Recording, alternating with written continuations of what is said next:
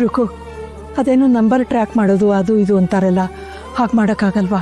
ದುಡ್ಡು ಅವ್ರ ಅಕೌಂಟಿಗೆ ಟ್ರಾನ್ಸ್ಫರ್ ಆಗ್ತಿದ್ದಾಗೆ ಸ್ವಿಚ್ ಆಫ್ ಮಾಡಿಬಿಡ್ತಾರಮ್ಮ.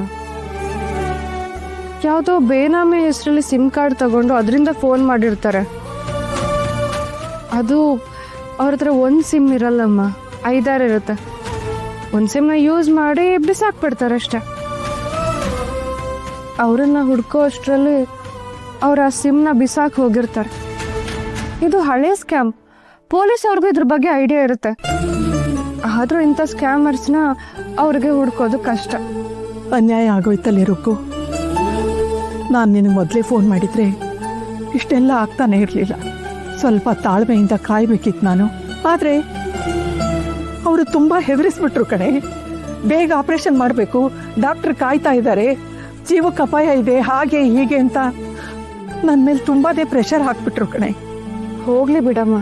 ಭವ್ಯನ್ ಫೀಸಿನ ದುಡ್ಡು ಕಣೆ ಅದು. ಸ್ವಲ್ಪ ಸಾಲ ತಂದಿದ್ದು, ಇನ್ನೊಂದು ಸ್ವಲ್ಪ ದುಡ್ಡನ್ನ ನೀನು ಕಷ್ಟಪಟ್ಟು ದುಡಿದು ಕೂಡಿಟ್ಟಿದ್ದು ಅವಳ ಫೀಸ್ಗೆ ಅಂತಾನೆ. ಅನ್ಯಾಯವಾಗಿ ಯಾರ್ದೋ ಬಾಯಿಗೆ ಹಾಕ್ಬಿಟ್ಟೆ ಕಣೆ. ಅಮ್ಮ, ನೀನಲ್ಲ, ನಿನ್ನ ಜಾಗದಲ್ಲಿ ಯಾರೇ ಇದ್ದಿದ್ರು ಇದನ್ನೇ ಮಾಡಿರೋರು. ನಿಮ್ಮ ಮಕ್ಕಳು ಆಪ್ರೇಷನ್ ಆಗಬೇಕು, ದುಡ್ಡು ಹಾಕಿ ಅಂತ ಹೇಳಿದ್ರೆ ಹಾಕಿರೋರು ತಾನೆ.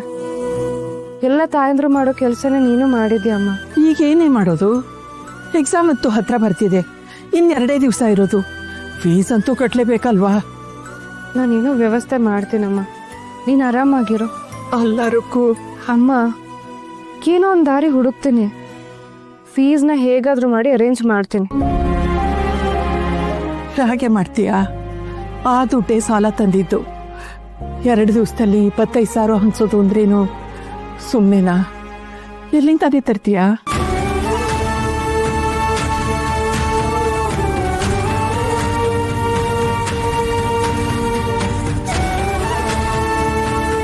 ರುಕು, ಕಲ್ಯಾಣಿ ಇದ್ದಾಳಲ್ವಾ, ಅವಳನ್ನು ಕೇಳಿದ್ರೆ? ಬೇಡ ಅಮ್ಮ. ಅವಳು ನಿಮ್ಮ ಅಕ್ಕ ಕಣೆ. ಅಮ್ಮ, ಪಾಪ ಅಮ್ಮ, ಅವಳೇನು ಕೆಲಸ ಮಾಡ್ತಿಲ್ಲ. ಅವಳನ್ನ ದುಡ್ಡು ಕೇಳಿದ್ರೆ ಬಾವ್ರ ಹತ್ರ ಹೋಗಿ ಕೈ ಚಾಚಬೇಕು, ಇಲ್ಲ ಸೂರ್ಯಪ್ರಕಾಶ್ ಸರ್ ಹತ್ರ ಹೋಗಿ ಕೇಳಬೇಕು. ಆ ಮನೆಯಿಂದ ನಾವು ಈಗಾಗಲೇ ತುಂಬ ಇಸ್ಕೊಂಡಿದ್ದೀವಿ. ಸಂಬಳ ಕೊಡ್ತಿದ್ದಾರೆ, ಸಹಾಯ ಮಾಡ್ತಿರ್ತಾರೆ. ಮತ್ತು ಇನ್ನೊಂದು ಸಮಸ್ಯೆ ಇಟ್ಕೊಂಡು ನಾನು ಅವ್ರ ಮನೆ ಬಾಗ್ಲಿಗೆ ಹೋಗಿ ನಿಲ್ಲಕ್ಕಾಗಲ್ಲ ಅಮ್ಮ. ಭವ್ಯ, ನಿನಗೆ ಗೊತ್ತು, ಇನ್ನೂ ಲೇಟ್ ಮಾಡೋಕ್ಕಾಗಲ್ಲಮ್ಮ. ಫೀಸು ಲಾಸ್ಟ್ ವೀಕೇ ಡ್ಯೂ ಇತ್ತು. ನಿಂಗೆ ಅಂತ ನಾವು 1 ವಾರ ಕಾದಿದ್ವಿ.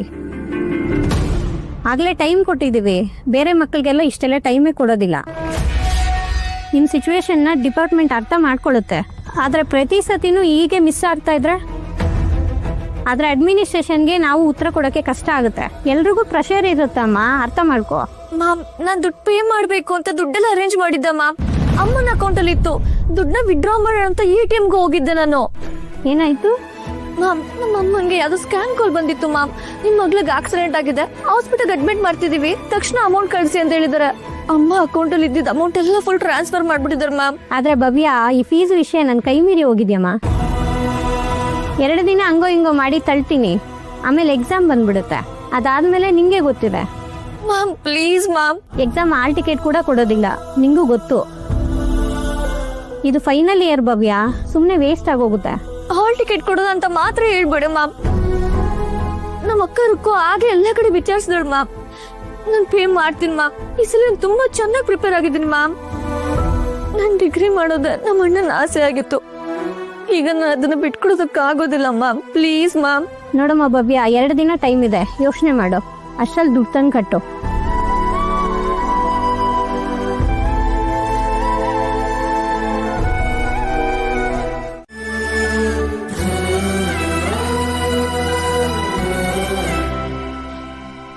ಗುಬ್ಬಚ್ಚಿ,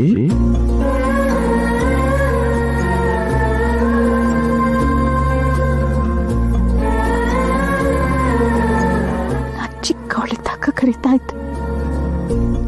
ಎಷ್ಟು ವರ್ಷ ಆಗಿತ್ತಣ್ಣ ಹೀಗೆಲ್ಲ ಕರ್ತು ನೀನು? ನಿನಗೆ 10 ಮೊಮ್ಮಕ್ಕಳಾಗಿ ಹಣ್ಣು ಮುದುಕೆ ಆದ್ಮೇಲೂ ಕೂಡ ನನ್ನ ಭಾಗಕ್ಕೆ ನೀನು ಚಿಕ್ಕವಳೆ, ಚಿಕ್ಕ ಮಗುನೇ. ನೀನು ಚಿಕ್ಕವಳಾಗಿದ್ದಾಗ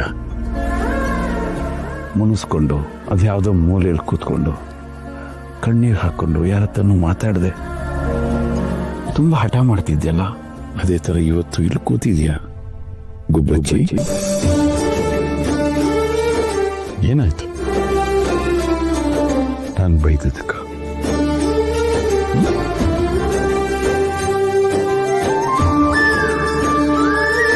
ಓಕೆ,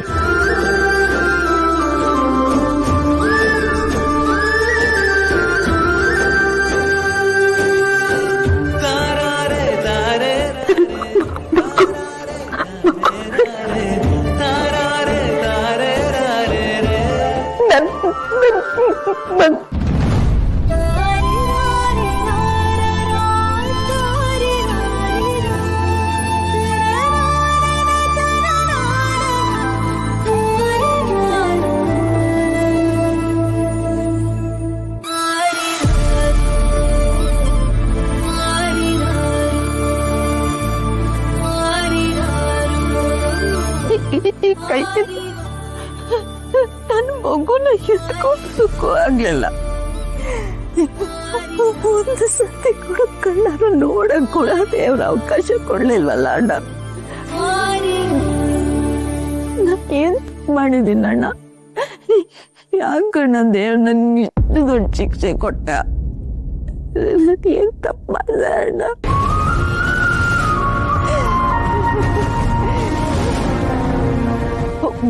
ಒಂಬತ್ತು ತಿಂಗಳು ಹೊಟ್ಟೆಲ್ ಹೊತ್ಕೊಂಡು